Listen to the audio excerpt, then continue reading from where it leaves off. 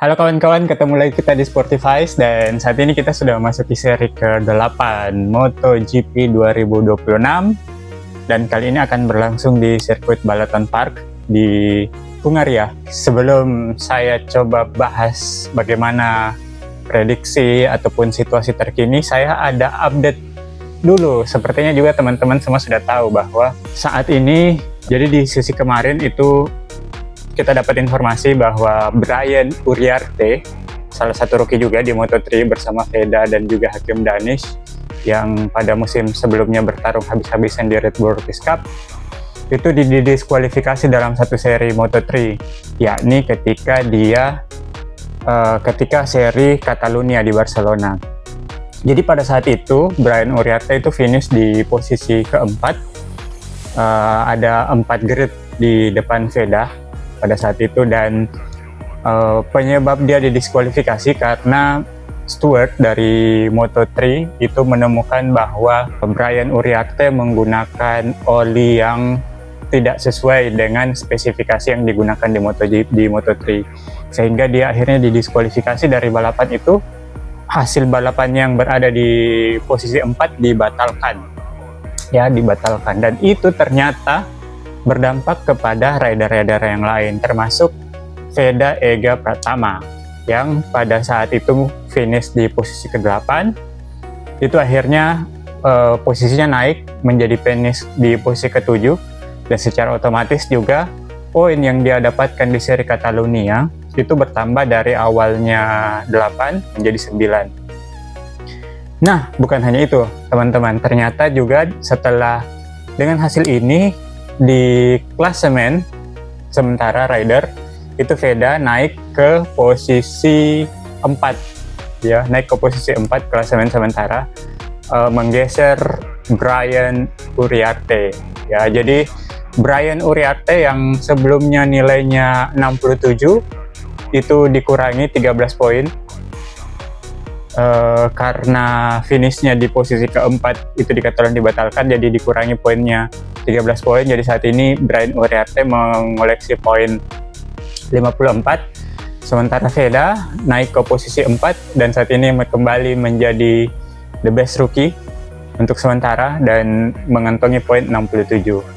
Nah, itu kabar baik yang patut kita syukuri. Semoga juga dengan hasil ini bisa meningkatkan kepercayaan diri bagi Veda menjelang Moto3 seri Balaton Park di Hungaria. Oke, selanjutnya kita bahas soal seri Balaton Park. Jadi hari ini saat video ini di take akan lagi persiapan untuk latihan bebas, free practice, dan Veda sih dalam beberapa wawancara menyampaikan bahwa fokus dia untuk saat ini itu adalah memperbaiki time attack-nya dia, memperbaiki posisinya sejak latihan dan juga kualifikasi, karena itu yang menjadi kendala dalam 2 seri terakhir bukan 2 sih, malah 3 seri terakhir di Le Mans, Catalunya, dan juga Mugello. Jadi fokusnya dia akan berada di situ. Tetapi juga yang perlu kita lihat dulu bagaimana sih karakteristik dari sirkuit Balaton Park ini.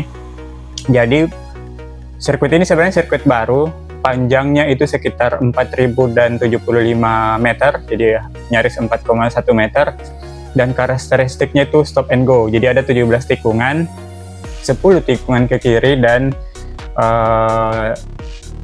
tikungan ke kanan. Kemudian juga ini karakteristiknya stop and go, jadi sangat diperlukan kemampuan teknik dari rider terkait dengan pengereman dan juga menjaga ritme balapan ketika menikung. Nah, ini yang penting. Jadi untuk secara top speed sendiri sebenarnya tidak terlalu diperlukan karena jalur lintasan lurus dari tikungan ini tuh tidak terlalu panjang.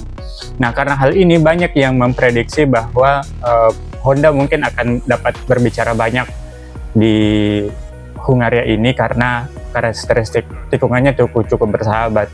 Tapi kalau kita lihat misalnya hasil dari Moto3 tahun lalu, 3 rider yang mengisi podium itu adalah KTM semua. Ada Maximo Quiles, kemudian Valentin Veron, dan juga David Munoz, tiga-tiganya KTM. Sementara rider Honda yang menempati posisi terbaik itu ada Adrian Fernandez di posisi ke-6, dan di posisi ke-7 itu kalau nggak salah David Almanza. Tapi yang jelas Honda itu di luar 5 besar pada balapan tahun lalu.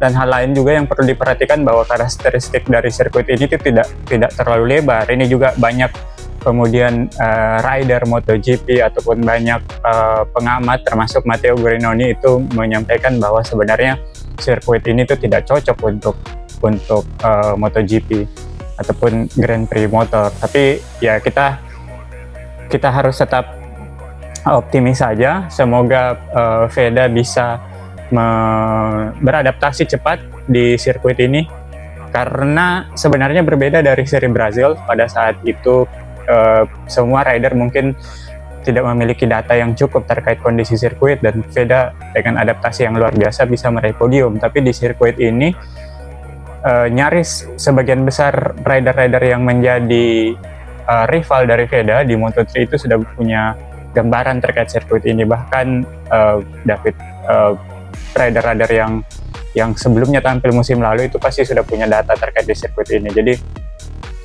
itu yang mesti menjadi PR buat Veda, harus beradaptasi cepat dan juga memastikan bahwa dia dapat memperbaiki catatan waktunya pada saat kualifikasi, sehingga dia cukup punya waktu untuk meraih posisi terbaik untuk start di barisan depan. Karena sirkuit ini tuh lebarnya tidak terlalu lebar, jadi agak sulit untuk melakukan overtaking dan juga sangat riskan untuk jadi crash kalau misalnya